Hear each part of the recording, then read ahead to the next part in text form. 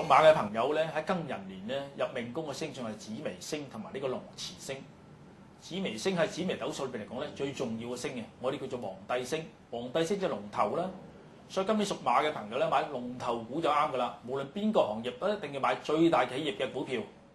龍池星同呢一個鳳閣星咧就鳳閣龍流年霄漢，玉樹瓊枝作煙羅。咁呢個係一個建築業嘅股票嚟嘅，所以屬馬嘅朋友咧今年買啲建築業嘅股票咧都係有利嘅。紫微星咧入咗屬馬嘅朋友嘅流年嘅命宮，紫微係最重要嘅星嚟嘅。中國人嚟講咧，最尊貴嘅咧就係龍啦，加埋啲龍池星入咗命宮嘅時候咧，屬馬嘅朋友最好擺龍喺屋企啦。今年擺龍咧就喺成間屋嘅左邊啦，因為左邊嘅位叫左青龍，一定會招來財富嘅。